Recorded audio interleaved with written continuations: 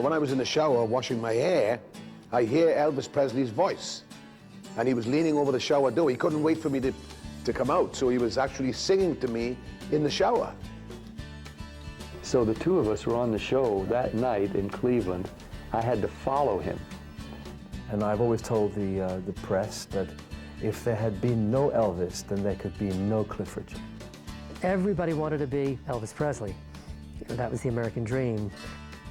Elvis is the rebel, the dark stranger who comes in the night and seduces the women. He was just always my favorite voice, my favorite performer, my favorite look. I mean, he's...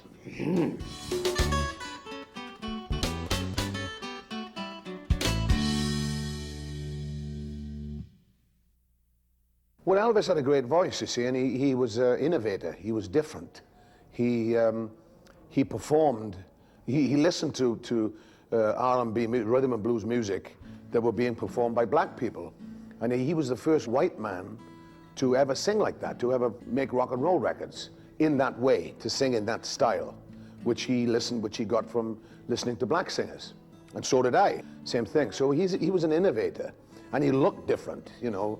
The way he looked, the way he moved, the way he sounded was all different to anybody else that had come before him. So he made a huge impression on the world of music especially. So I don't think there are many people that don't like him. You know, I don't think I've ever met a person that said, I don't like Elvis Presley. Nobody's ever said that. You know, some people love him and some people like him, but nobody ever says they didn't like him. Elvis Presley was the undisputed king of rock and roll, but in early July of 1954, he wasn't even the prince of rock and roll. He was a shy 19-year-old truck driver who wanted to make a record at a small Memphis studio run by Sam Phillips. He finally got up the courage to come in and tell Marion Kaisker, who worked for me in the little 706 studio in my little office up front, and say that he wanted to make a record for his mother, a birthday record. Elvis came back, and I just saw the guy, and I couldn't refuse him. And I thought, hey, yeah, I'll make you a record, Elvis. You got $4? But I just simply knew that this guy was as potentially good as any person I had auditioned, quote unquote, off of the street. Leaving, I told Elvis, I said, I understand there's a couple of prisoners in the maximum security prison in Nashville that are songwriters. If I find anything that I think maybe you could do something with, I'll call you up and let you know if you'll leave phone number or how we can get a hold of you. Well, he left it with Marion Kaisker, who worked part-time for me. That was the only other employee at that time. We were just talking about the music in general, what would be good to try, what style, what people were releasing on record. And she turned to Sam and said, what about that boy that was in here about a year ago that cut the essay for his mother? And Sam said, yeah, best I remember it, the guy had a pretty good voice. So for the next 2-3 weeks, every day I'd go in there, I'd ask him, I said, you get a hold of that guy yet? Bring him in, whatever? No. He finally, again, we were having coffee, and I'd asked the question. He told Marion, go get his name, address, everything out of the file. Because she had kept it. She was one that had kept his name. And he gave it to me, and I said, why don't you call him and ask him over to your house and see what you think about him? Which I did. And as soon as I got home, I called him. He came over the next day, which was Sunday. We spent a couple hours. Seemed like he knew every song in the world. Didn't know all the chords on guitar, but he knew the lyrics of most of them. Bill Black lived just a few doors from me, and he came down and listened a while, left. Then after Elvis left, I called Sam and relayed to him. I said, kid's got good timing, knows a lot of songs. He said he doesn't have any original material. Sam said, well, I'll call him and get him come in the studio tomorrow night. I said, just you and Bill come in. I don't need the whole band. I said, all I need is a little background noise. So I knew Scotty Moore had a lot of patience. Bill Black was the best upright bass, slap bass player. And I didn't want a bunch of people with Elvis, because Elvis, you'd had to know him at that time.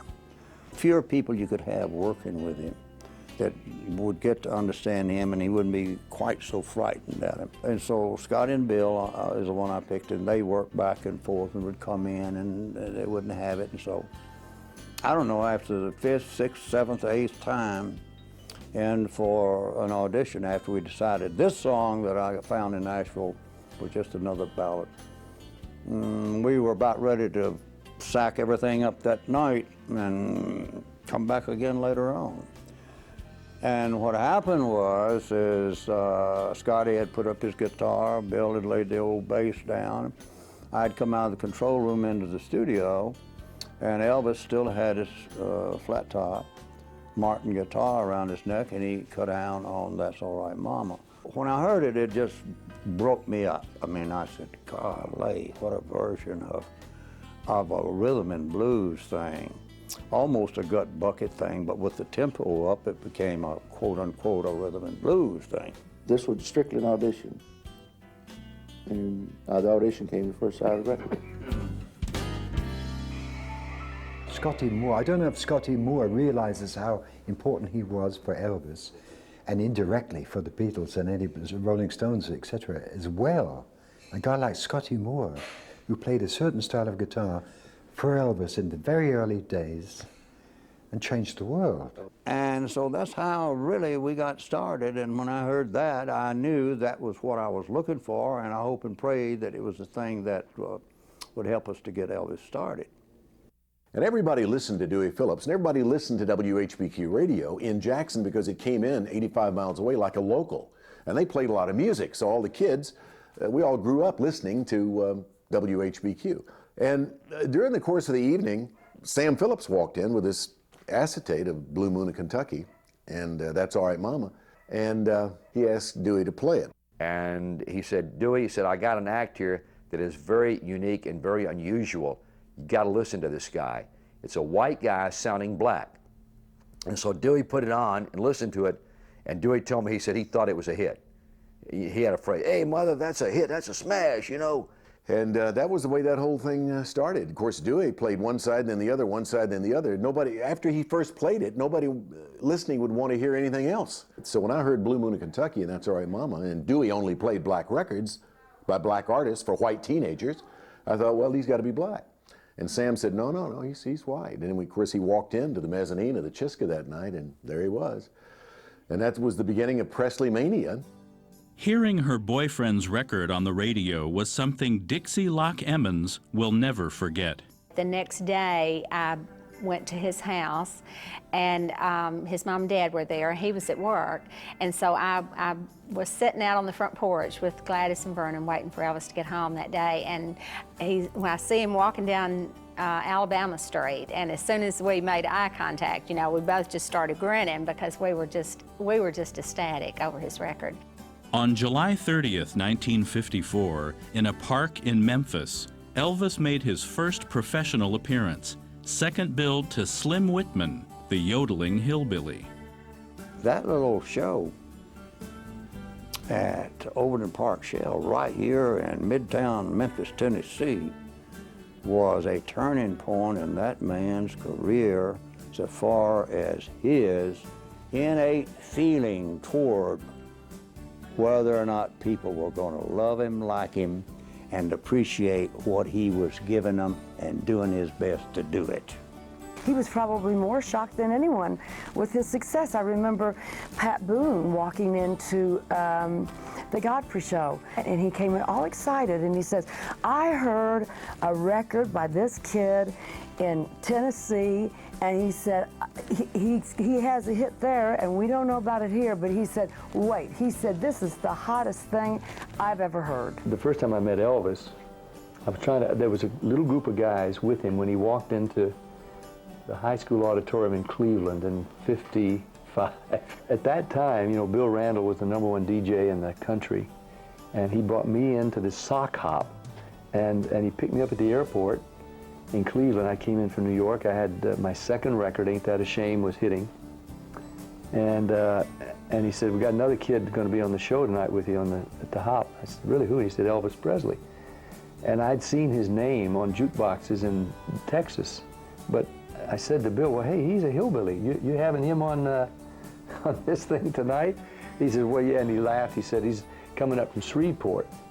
And he's been on Louisiana Hayride, I think. Right. And he says, but he's been signed by RCA, and I think he's going to be a big star. So I'm going to have him feature him on the show tonight with you. So the two of us were on the show that night in Cleveland. I had to follow him. Even though the audience didn't know who he was, he got him, you know. Yeah. And the only time he lost a little bit was when in between records, he told you, thank you very much, and it sounded sort of like what he was. He was a boy from down south. Right. And in Cleveland, that was not in yet. Everything he did from then on was just like, you know, wow, look where he's at now. It was just a steady progression of, you know, popularity, and his visibility on television was exciting, of course. Bing Crosby, I had many shows with Bing Crosby, benefits and things. And Bing came to see Elvis and came to see me. And I'm sitting with Bing Crosby, and he's watching this kid work before I went on, and he says, going to be one of the biggest stars in showbiz. I said, what? What do you see that I don't see? I mean, I like the kid, but what do you see? He says, Shecky, he'll be one of the biggest stars in show business. So I was okay. I saw him, he was on the back end of a truck at the Hub Motor Company, I believe it was, parking lot. And there was about, I don't know, 1,500 screaming kids and mostly girls hanging around there, and that's when he first had That's All Right Mama out. And about a year later, he came back to the fairgrounds there and sold out the place, and that was a big deal. But I mean, I think all kids who were 16 and about, you know, like war babies as we were, I think we all loved Elvis's voice, no doubt about it. Mm-hmm. Buddy Holly, too, I used to love. Well, Elvis was, he was a larger-than-life character. He had charisma just dripping off of him. First time we saw him was in Lubbock, Texas, when we were all teenagers. The first show we did with him, he was wearing white buck shoes, red pants, and an orange jacket. He looked like a motorcycle headlight coming at you. And they had big, huge cotton bells. I'm talking about big, large, 500-pound cotton bells all around the stage to keep the girls away. And it looked like a real good career at the time, so I think that's one reason we got into it. But Elvis was, he was a tremendously talented individual, and we all loved him. I don't think there was any doubt anybody that knew Elvis, even from the very beginnings, that he would make it as a professional singer, because he had everything it took, you know, looks and rhythm and the voice and everything, and the desire to do that. So I don't think there was any question in anybody's mind that he would make it. The big surprise, I think, for all of us was how the immensity of it, you know, how it just, I don't think anybody ever imagined that he would be as popular and receive the recognition that he did. It was just a revolution overnight. When Elvis appeared, nobody knew what the hell happened to them. It had already happened to everybody. It just floored everybody. Just one short year after recording That's All Right Mama, this first ever color footage of Elvis was taken by a fan at a performance in Houston, Texas. Presley mania was spreading like wildfire. Well, everything has happened to me so fast in the last year and a half till I'm all mixed up, you know. I mean, I can't keep up with everything that's happening. I'm Elvis Presley. Elvis Presley! The fans were so excited, they were pulling things off the Cadillacs, and they were like going wild, and reporters were there covering everything. And they said, well, don't you get mad or angry when the fans tear everything up, or when they, you know, want to take things and you know, just anything to be a part of you? And he said, no, they bought it for me, so they, you know, they can tear it up. One child, a small girl, reached into her bodice and took out a piece of Kleenex.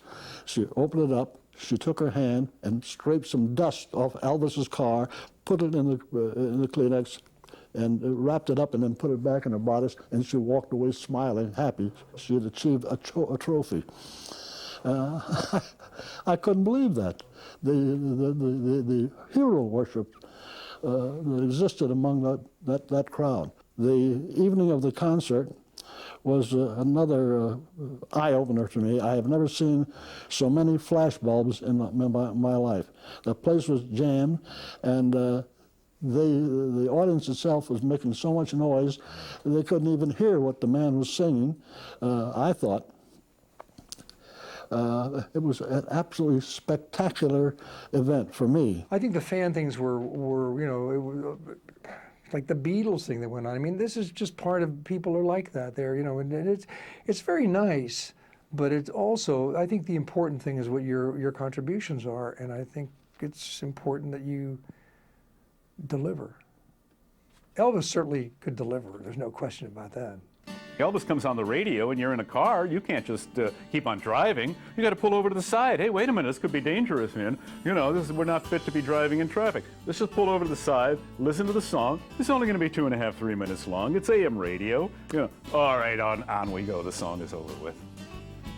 Elvis's unique style influenced budding young musicians all across America and eventually around the world.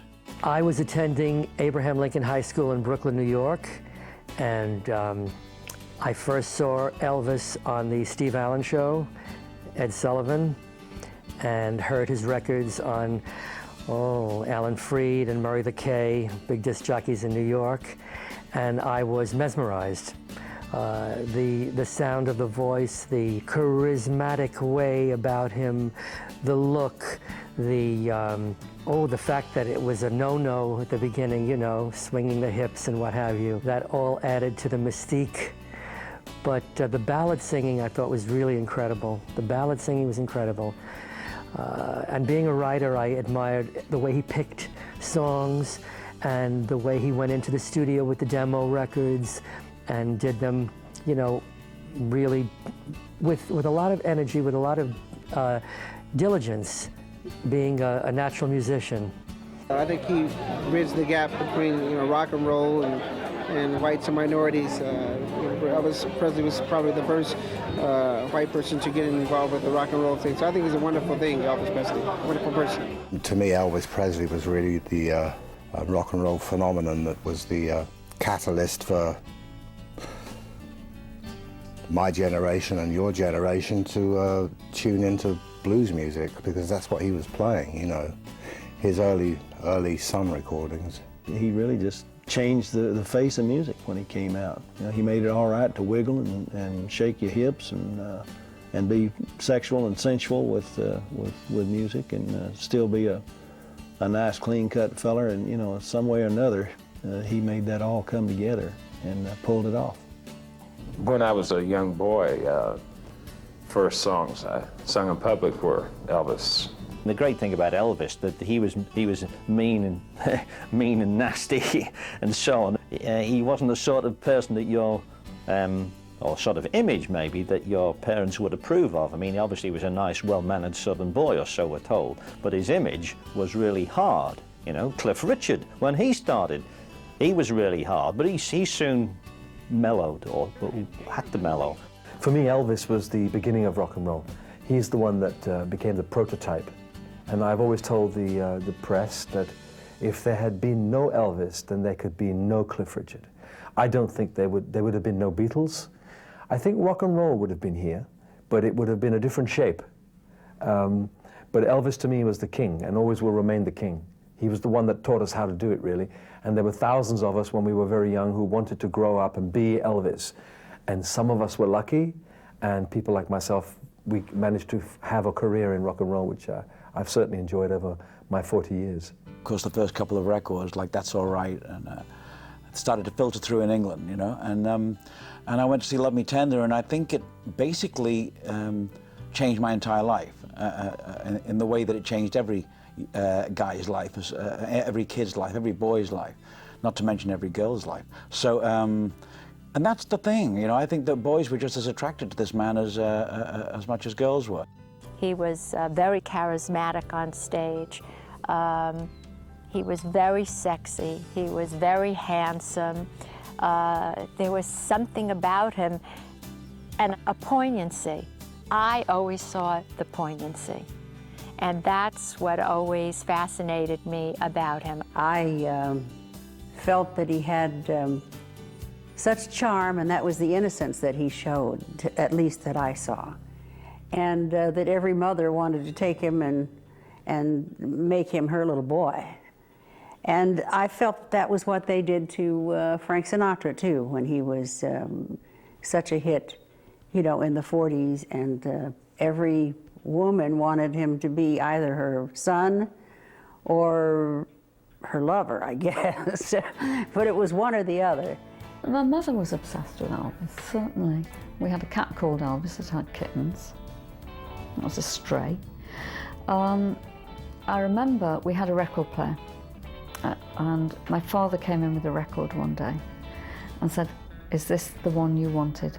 And that was Heartbreak Hotel. And she said, "Oh, yes, yes, yes." And I remember my mother and my cousin, the one I was talking about before, Leland, they would be jiving her and John and Leland. I suppose it was a fairly new dance then, because before that they'd been listening to Eddie Cochran, Gene Vincent on radio, hadn't they? So this was, Elvis was bringing it right in. It was harder to get hold of, harder to hear. I don't know if they were smuggled in or what, but certainly they weren't freely available, were they, these records that John and his friends were keen to listen to. But Elvis was commercial. My mother certainly adored him, and I'm sure that John would have gone along with that anyway.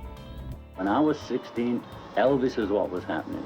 A guy with long, greasy hair, wiggling his ass and singing Hound Dog and That's All Right Mama on those early Sun records, which I think are his great period. But I do remember having an argument on stage with John. He wanted to play Jailhouse Rock or something like that, and I wasn't very happy with that. The reason being, you see, the people who were keen on skiffle were jazz fans, and they hated rock and roll. So if you played the wrong kind of music in front of the wrong audience, you're likely to be beaten up, right? So it wasn't that I was a folk purist, I was a coward. I just didn't want to be beaten up by all these people who hated rock and roll. For our folks, you know, none of them liked Elvis, our mums and dads, and the teachers and the priests, you know, they were all against him. I remember that before I even got a guitar, I knew what, I'd heard Heartbreak Hotel. So I'm playing my violin, which I'd played for 10 years in orchestras and things. And I was playing it this way and tuned it up as a guitar, the first 4 strings of a guitar, in the youth club. And I'm going to Heartbreak Hotel, "It's my baby, left me." And the youth club leader says, "Get out, don't ever come back." I mean, it was just this, we were worse than layabouts. We were an anathema to anybody who was part of the British establishment at that time. Elvis is the rebel, the dark stranger who comes in the night and seduces the women, plays at a little juke joint, or plays on a hillside, or is a Greek myth of Dionysus. He's Dionysian, just like Jim Morrison is. And he plays his songs, and he may be in league with the devil, or he may be an angel. To the women, you know, it's that old song, you know, he's a devil with the women, but they all call him a saint. Well, some cats got it, and some cats ain't. And that's Elvis, and he had it, and he was irresistible.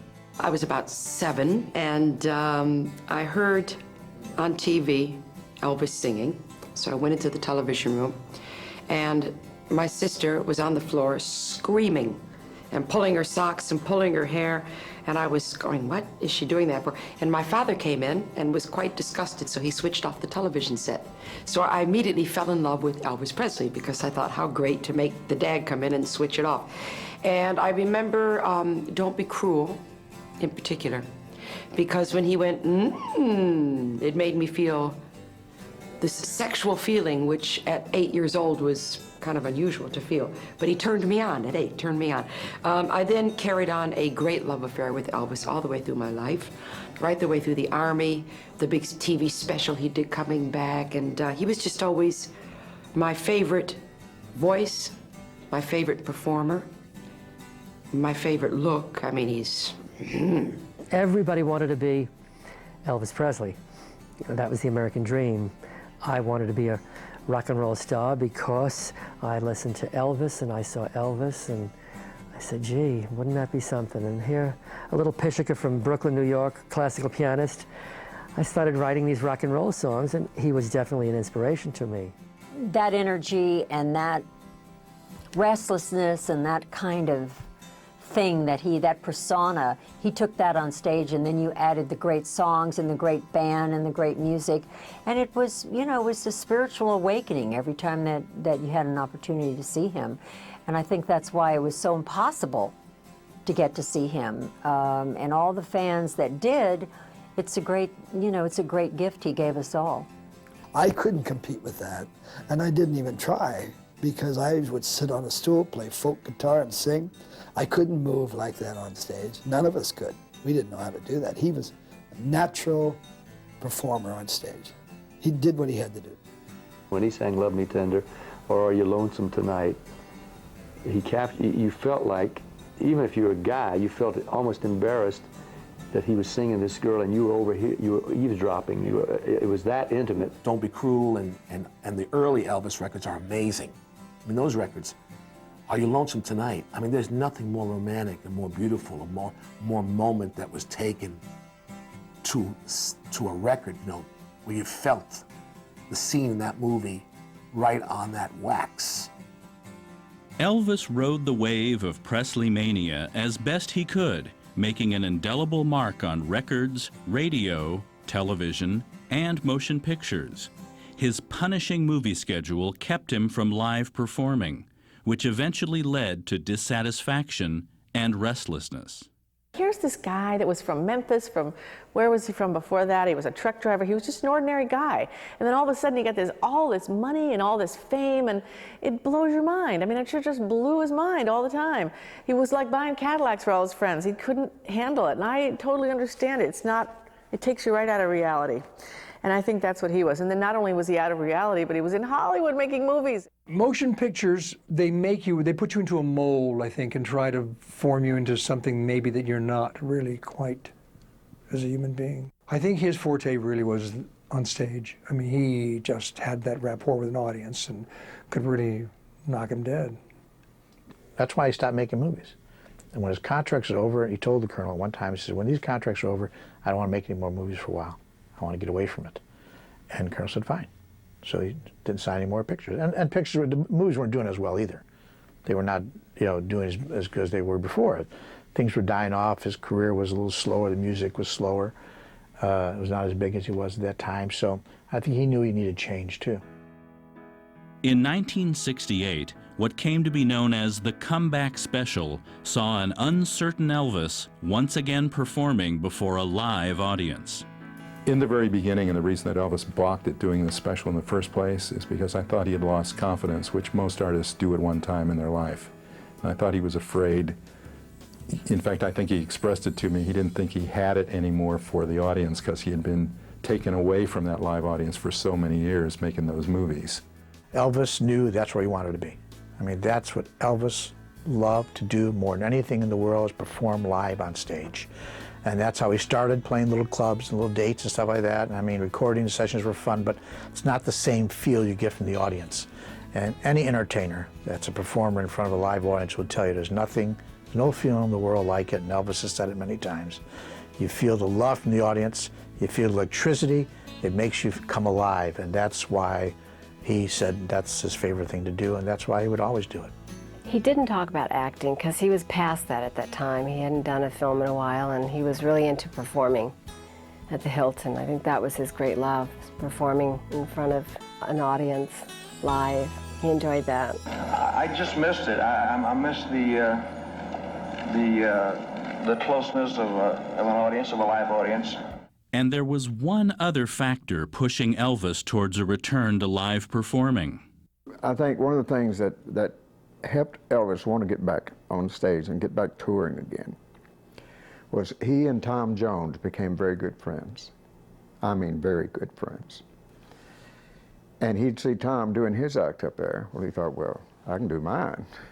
You know, I'm sure he thought that, even though he never expressed it that way. He told me that I gave him confidence to make a comeback because he hadn't done any live shows for a long time. And I think with the British invasion, with a lot of the groups like the Beatles and the Stones, he didn't know whether his style of music would still be popular. So when I came on the scene, it reassured him that a solo singer could still, could still make it, could still get hit records. I met Elvis first in Las Vegas. I think I was appearing with Tom Jones, and he came backstage to say hello to Tom, or we went to his dressing room to say hello. When Elvis used to play in Vegas, he would sing at the Hilton, and I would be at Caesar's Palace. And when sometimes we would overlap, he would finish his engagement, and then he would come and see my shows. I do remember Elvis coming over to Caesar's Palace one night to see Tom. He sat way in the back. He had a cap on. He just didn't want to interfere in Tom's performance by being recognized and having people run to him. And I think Tom felt the same way. They were both very, very hot at the same time. And I know how it would be for Tom to walk into an Elvis performance or Elvis to walk into a Tom performance. The audience would be certainly distracted, and they would run for autographs and run to take pictures. And it's not fair to the guy on stage who's performing. Elvis and Tom were comfortable around each other. There was no jealousy, no animosity. They both appreciated each other's talents, which is it's great when you can find another entertainer like that. Elvis's new visibility allowed many fellow performers who had admired him from afar to get to know their hero. My career has taken me all over the world. I used to sing in various languages, and wherever I go, fans will invariably ask me, did you know Elvis? Did you ever meet him? I had the pleasure of meeting Elvis once at the Las Vegas Hilton, right here in town. He invited my wife Liba and I to one of his shows, and it was spectacular. I'll never forget, there was a chorus of about 7 or 8 people on stage, and he gives 110%. He really was a very dynamic performer. He invited us backstage afterwards and gave my wife a scarf, and she still has it to this day, a beautiful scarf. And there was a piano in his dressing room, and I forget what song it was, but I played a gospel song, and the two of us sang, and I played the piano. I wish I had a tape recorder. It was marvelous. And then I had the thrill of having an Elvis record. He did my song called Solitaire on the Memphis album, and that was a great thrill. I was lucky enough to first meet Elvis at his house in Bel Air, and he used to invite different artists, singers, and musicians to come and jam with him at his house. In the basement, we had a jukebox, or in the lower room, we had a jukebox, and just played records and sang together and just had a great time. I sang with Elvis Presley a lot, but we never recorded together. We used to sing in the hotel suite or in his house. He rented a house in Hawaii, which I stayed at in '69, and we sang, most of one evening together. So it was great, singing with Elvis, and our ranges are very similar. We would sing in the same key, so it wasn't like trying to sing with somebody that had a much lower voice or a much higher voice. We would sing in the same keys, so it was very natural to sing with Elvis Presley. But I never recorded with him because we were recording on different labels. We were over in Hawaii, and we'd go on the other side, the windward side, and rent a house. And we had gone to see Tom in a concert at the Iikai Hotel. So we were at the house and invited Tom over there. So Joe goes over and gets Tom. And he came over there, got in his bathing suit. There's Elvis and Tom laying on the beach, because the people on the windward side, the island people, don't bother people. And so there's Tom Jones and Elvis laying on the beach talking, having a good time. So he stayed till 2 o'clock in the morning. He was just like a typical tourist. So that became his favorite getaway spot. And we spent many, many vacations there over the years. And that was a place that when Elvis got off that airplane, all the weight off his shoulders he became relaxed and he had a ball. He just had a loving time. And if you see any pictures from the Hawaii days, you'll see he always had a smile on his face. The adventures of Tom Jones and Elvis Presley weren't limited to just Hawaii. When Tom Jones came off stage, he was wringing wet. I mean, soaked right through his clothes. And we would jump in the limousine and drive, you know, because I rode with him. Would be Tom, myself, his conductor. We'd jump in the limo, and I always waited for him. You know, after the show, we had the car with the door open and the motor running. I know it was the same with Elvis. They'd have to rush him right out of the nightclub or the theater, wherever it was. So somebody had given him a song, and he thought that it would be good for me. So he came to Caesar's Palace, and he was in the dressing room, and I came off stage and I was sweating a lot, and he said, "I've got this song for you." And I said, "Okay, let me get in the shower first. I have to have a shower, and then I'll hear it." So when I was in the shower washing my hair, I hear Elvis Presley's voice, and he was leaning over the shower door. He couldn't wait for me to come out, so he was actually singing to me in the shower. So I thought, you know, who would ever believe that Elvis Presley was singing to me in the shower? And it's true. Despite his heavy touring and performing schedule, Elvis found time to lend a word of encouragement to up-and-coming talent. I got a note from him one time, years ago. We did a version of Jailhouse Rock on Fandango, another half live, half studio album. And he said, "Don't ever do that again." No, he said he enjoyed the version, so I kept the note. I formed my own band at 14, and I did lots of Elvis songs. One of my big early songs was Jailhouse Rock. Used to bring the house down with that. And then after I had my first success on my first, well, actually, Can the Can was the first record, and on that album, I recorded All Shook Up. Elvis heard it, and he invited me over to Graceland to meet him. And I got really, really nervous because to meet my hero was, so I said, no, I didn't go. I didn't go to meet him, which is really stupid. He said, "I'd like to meet you, Susie, because your version of All Shook Up is the best I've heard since my own." But I didn't go like an idiot. I was 16 years old, and I go to the mailbox, and I open up this letter, and there's a note from Elvis Presley to me. My first record was called Halfway to Paradise. And the note was very small, simple, and to the point.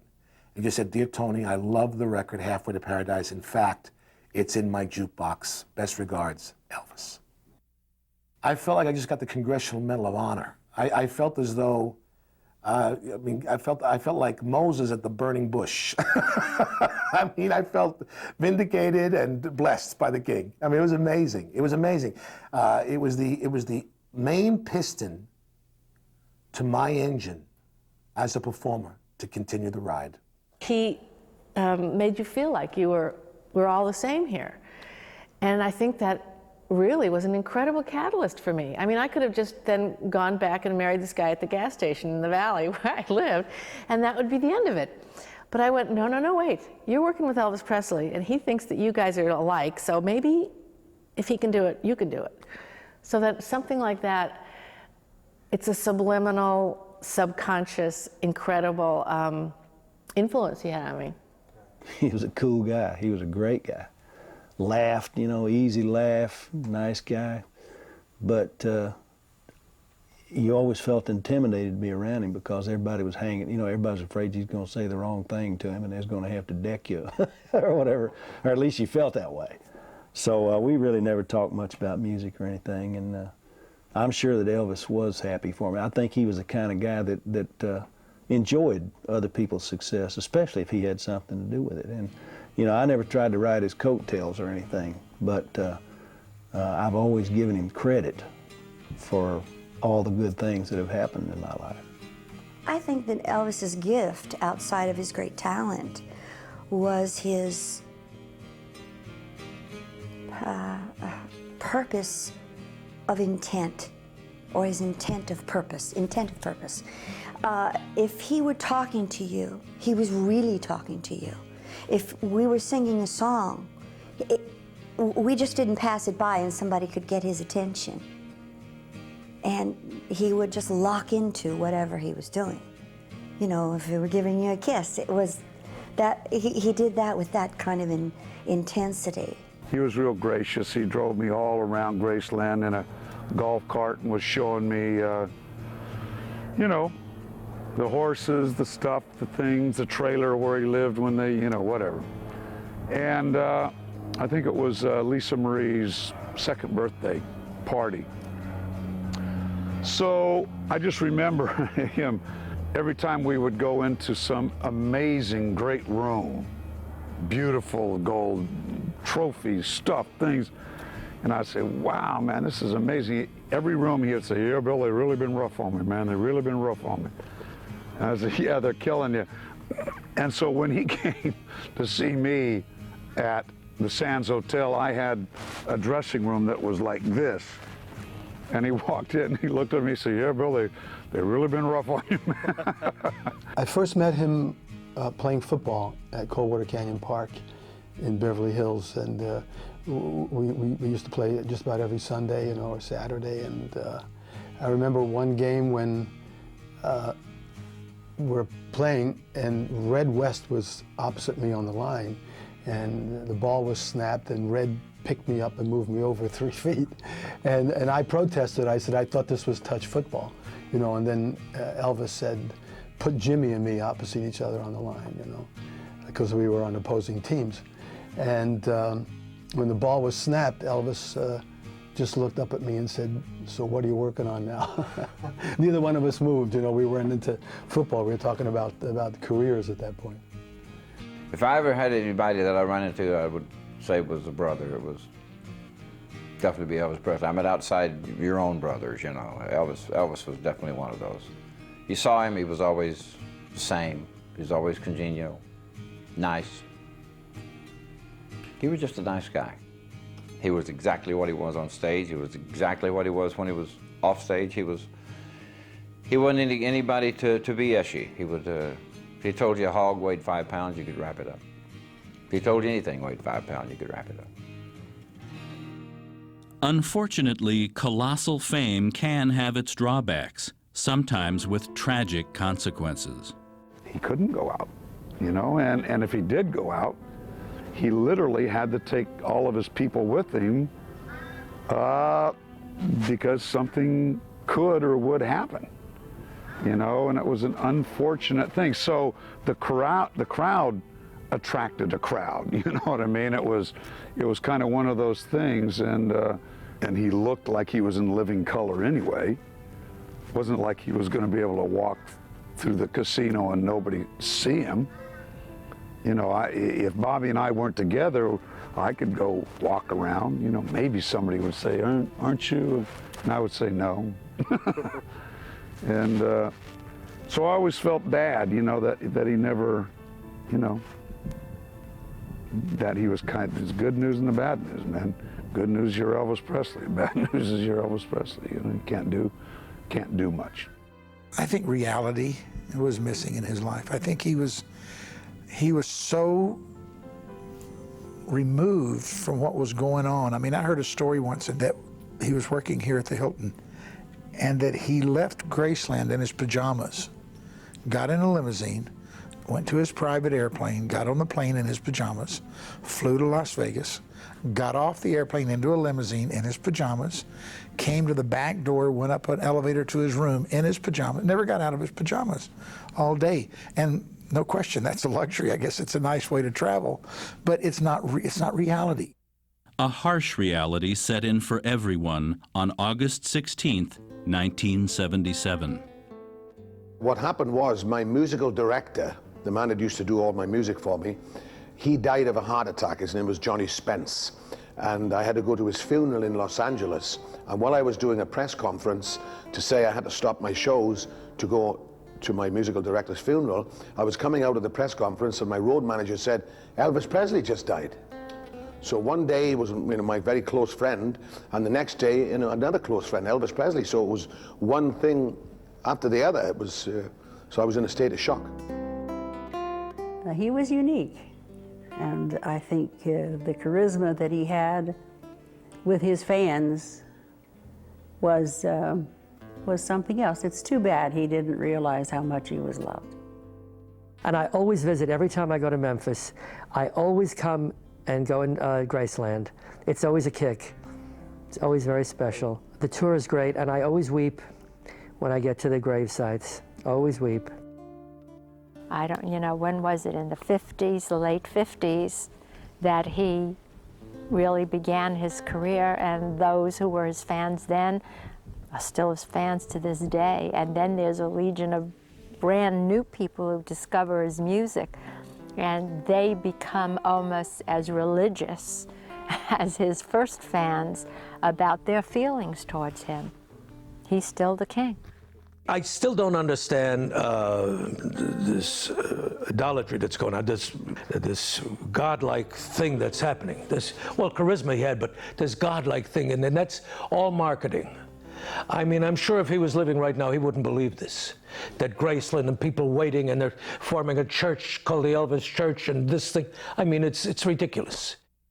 The public's continuing adoration of all things Elvis has led to Presley imitators of all shapes and sizes.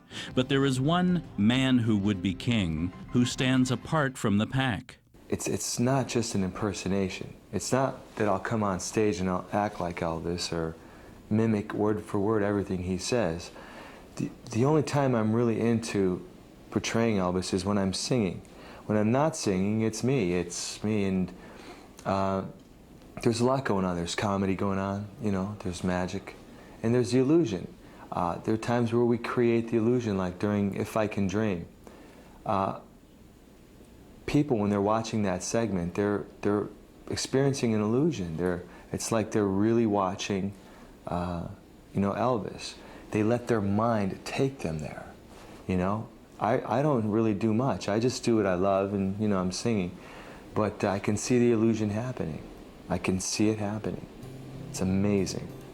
I think he was timeless. Elvis was timeless, and the fans today, the little kids, love it. The older people who grew up with it love it.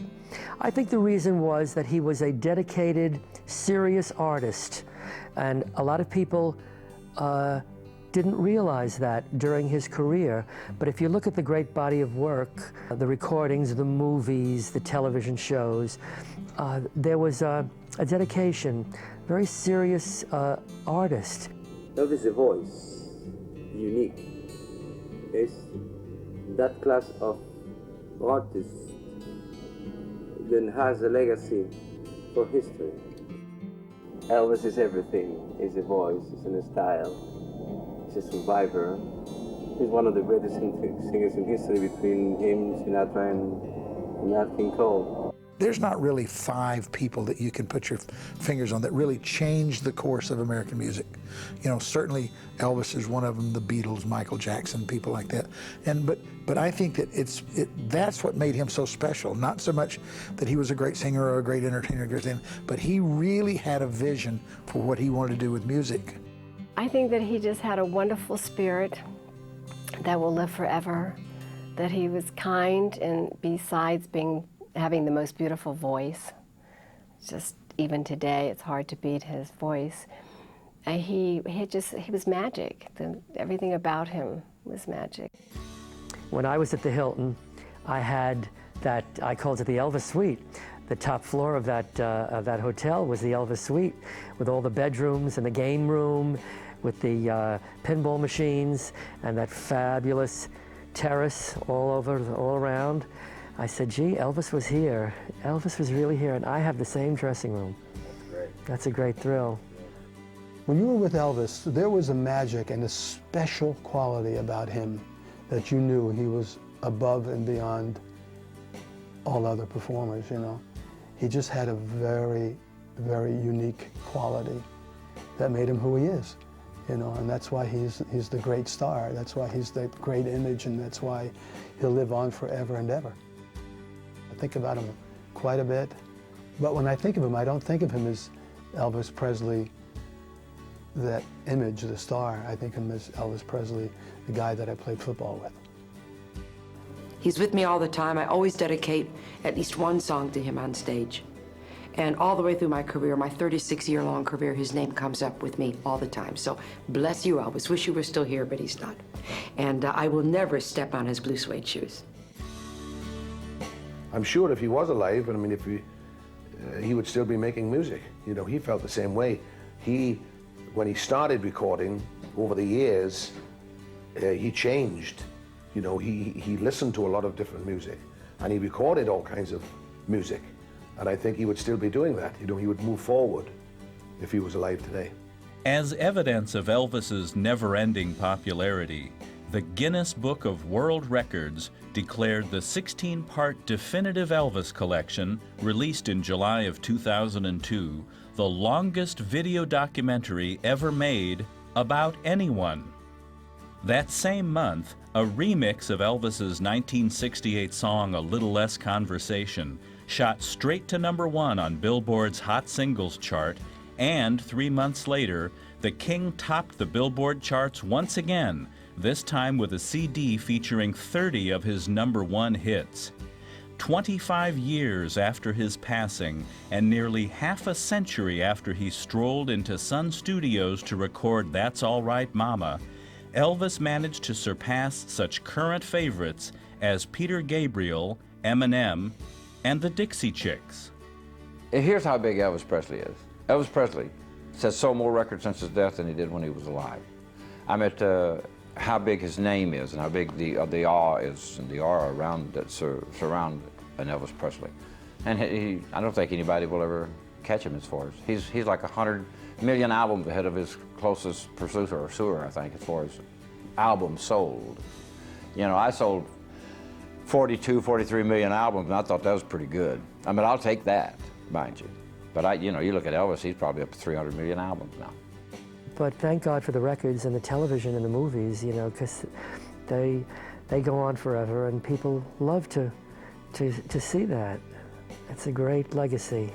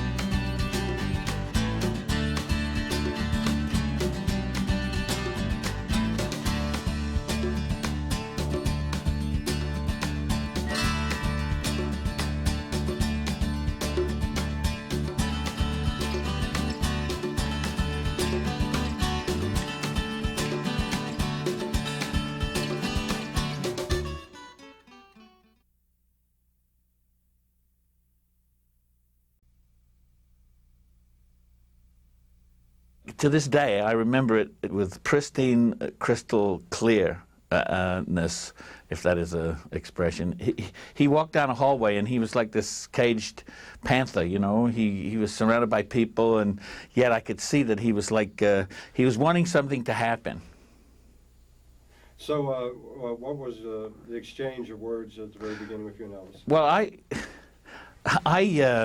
I thought Elvis looks like he's got a great sense of humor, and even if he doesn't, I'm going to take my self in hand here and try and get to a place where I can discover if he's where I think he is. Okay, so we were all introducing each other, and I don't know whether Joe Esposito remembers this, but I said, Elvis, I really like your work. And then I turned to the Colonel and I said, Colonel, I like your work too, but more than that, I like your chicken, you see. That was a stupid joke.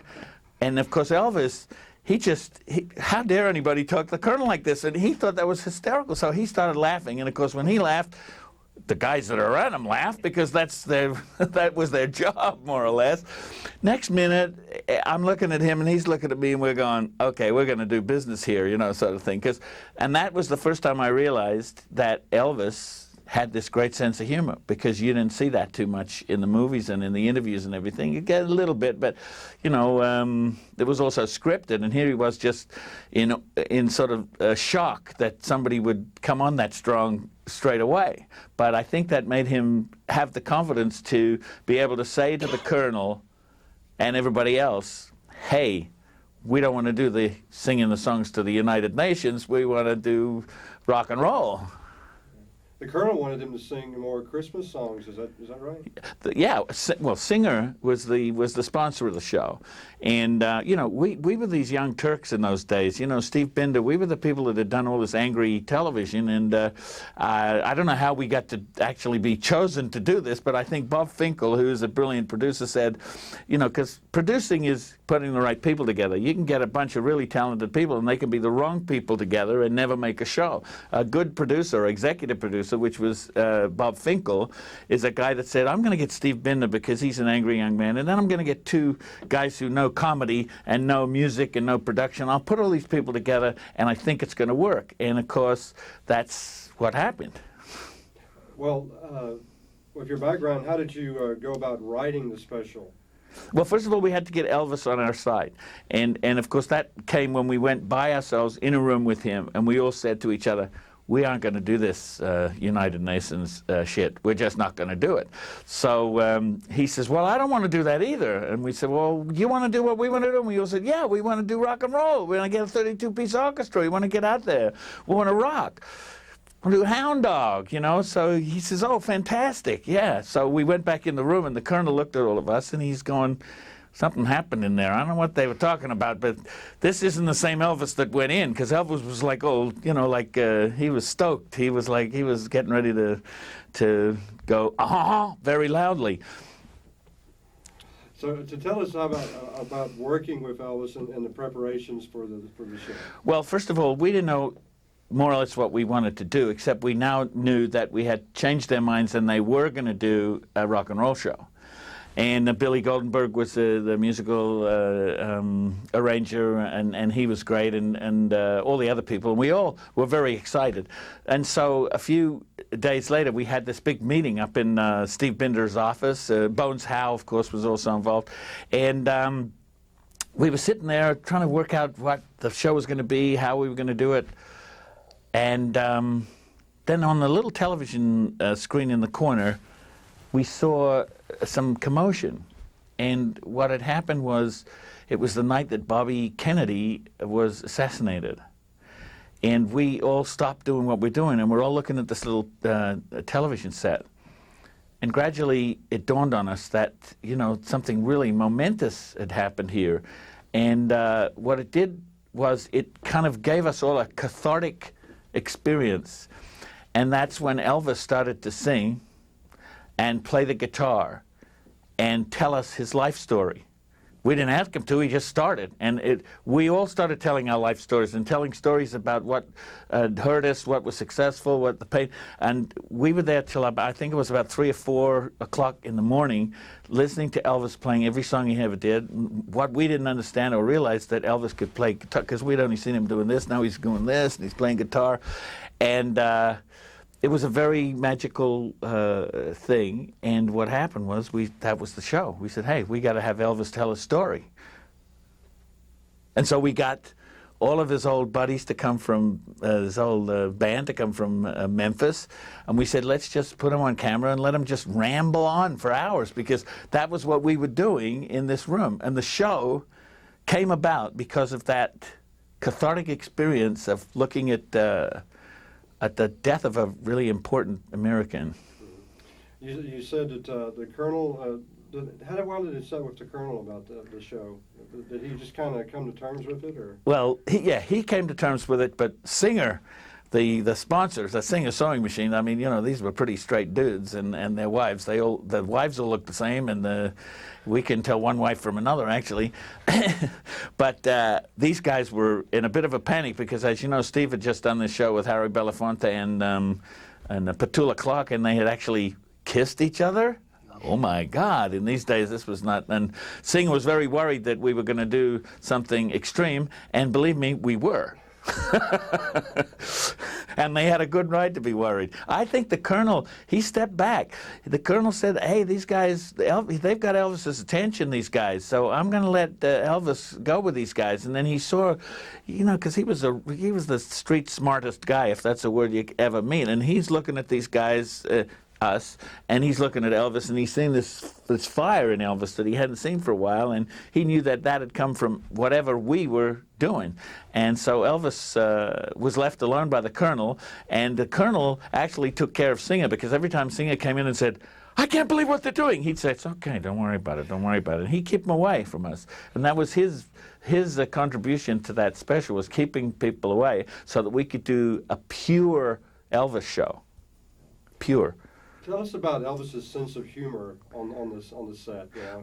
Well, he was playing practical jokes on everybody. He'd come up very seriously and say something to some young kid who was totally impressionable, and he'd come over to us and say, watch this, you know, and he'd go over and do this. And I'd say, you can't do that to these people. They're like this. Because he'd been on the set of all these movies, you know, and those people had not been so in awe of him because he was in the movie. Now he removed himself from that, and he had gotten into this other Elvis. He had gone from one Elvis to another Elvis at this time, and he was so electric that, and so on, and so different than obviously what he was in the movies, that he had regained his stardom before he even did the special. I don't know how to say that any better than that, you know. He regained his stardom by knowing himself. And with us, oh, sorry, he regained his stardom by knowing himself. Okay. It's like it was 56 again all over. Just super rude. Go ahead. He regained his stardom by knowing himself before the show even was made. And we all knew that, and he knew that, and the Colonel knew that, and Singer and everybody else didn't know that. And, you know, as once again Bob Finkel was saying, and the Colonel was saying, keep everybody away from these guys. They are creating something really, really special, and it's coming out of the soul of Elvis, because without that soul of Elvis, we wouldn't have been able to do it. And you had that electric camaraderie, just boom. It was instant, and it was caused by humor first. Humor. Well, tell us a little bit more about that, about the humorous side of Elvis, that you remember. Well, you know, I'll give you a story, okay? I'll give you a couple of stories. After the special was over, I'm driving along Sunset one day, and a limo pulls up alongside me, comes screaming up alongside me, and I'm right in the middle of Sunset Boulevard, and the blacked out window goes down, and there's Elvis, and he's driving the limo, right? And all the guys are in there going, yeah, and Elvis is driving, and he looks at me, he says, Chris. I said, what? He says, let's drag. So we're dragging, we're smoking wheels down Sunset, Elvis and me. I just remember that story, fantastic. That's Elvis's humor, you know, like, right. He was you know, whatever you say about Elvis, he never lost being the most populist person. That's why today he's still who he is because he got through to a visceral side of everybody that most of the women didn't even know they had, and the men. Elvis would tell a story of saying when he was young, you know, the guy would come up to him and say, "Are you Elvis Presley?" And he'd say, "Yeah," and he'd punch that, and the guy would punch Elvis right in the face, so he could go away to his friends and say, "I punched Elvis Presley." You see, so he had that from a very young time, where he made this visceral reaction of men. And those that didn't admire him, or those that admired him so much that they got so jealous they had to hit him, because it was the only thing they could think of to get back at the greatest looking, handsomest rock and roll star of all time, you know. Just take him down a peg, give him a thick lip.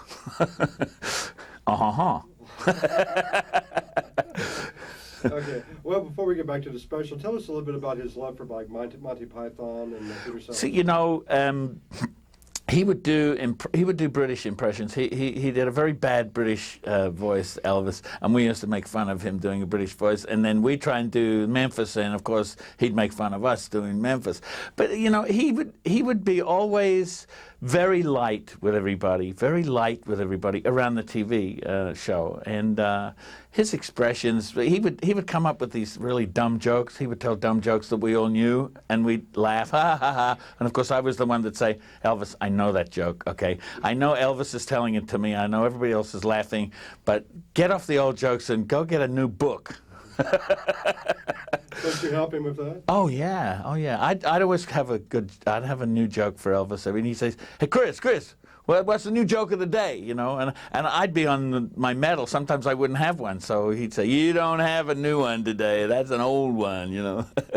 And of course, then he'd have fun with his karate. You know, he'd always be doing sort of like sight gags, like pretending to do a terrific judo chop or karate chop, and then he'd fall over and do sight gags because he liked sight humor. He liked you know, as I say, Monty Python. One of his favorite Monty Python things was when everybody turned Scottish. Do you know that? I don't know how to explain the sketch, except you know, he drew a very bad Scottish impression, and we go, no, just like the show, like the Pythons, but don't try and do Scottish Elvis. Elvis doing Scottish was not something you'd want to hear, you know. I'm sure that he admired your honesty with him and respected that. Well, see, I didn't know this till years later when somebody told me at a party, actually, Linda Thompson, that Elvis always, when he saw something really weird or funny or Monty Python-ish on television, he'd always say, "I wonder if Chris had anything to do with that." See, so I got that message back years later, but I knew it. I mean, I just, you know, he went his way, we went our way, but I know that was the bond I had with him, yeah. And also, you know, we wrote a killer special with killer stuff that gets played every year now, and it is the classic Elvis, you know, it's the classic Elvis. So was Elvis nervous before he faced the cameras? I gotta walk out. I gotta okay. Where are you going? Can I make a phone call? Oh, okay. Will I just keep going? Yes. Yeah. Okay, so... Will I walk out? Wait. Yeah, right. So ask the question again. Was Elvis nervous before he faced the cameras? This is quite an amazing thing, what happened to him. You know, he put on that black leather, you know, and the first time he had that black leather on, it was like, I think it was like a football player, when a football player puts on a uniform, you know. Now it's the duty. I've got to go out there and I've got to be me. And he went out in front of that, or the first time he went, we did the show twice. We did it twice. He was nervous, but it was not nervous scared, it was nervous energy, right? It was like Elvis energy, pent up for all these years. Here he was going to sing, you know, in front of an audience for the first time. And I don't think it was nerves. I think it was just sheer, unadulterated excitement and energy, and nervous energy, but not, I'm scared to do this. It's, I want to do this.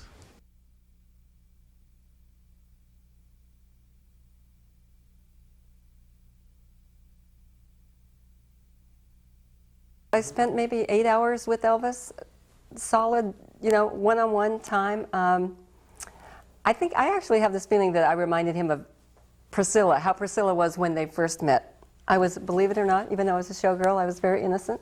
I was still a virgin. I think Elvis was like blown away by that.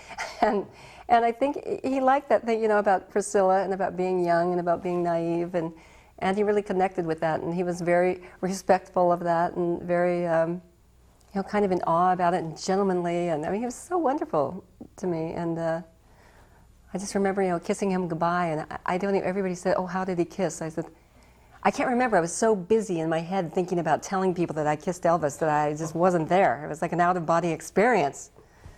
But it was great. It was like one of the best evenings of my life, and it actually changed my life.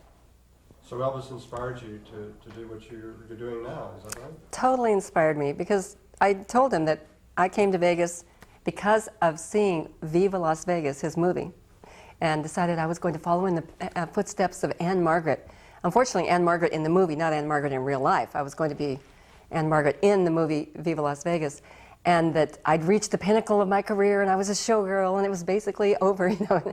And he said, "Get the heck out of Vegas. You don't want to stay here till you're, you know, 50 years old and, you know, washed up, and there's nowhere to go." He said, "Get out of here. It's not a good place to stay for a career.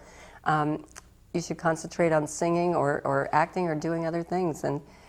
And it really did inspire me, because maybe if that had come from just some old guy on the street, I wouldn't have thought about it so much. But coming directly from Elvis made a very big impact on me as a 17-year-old.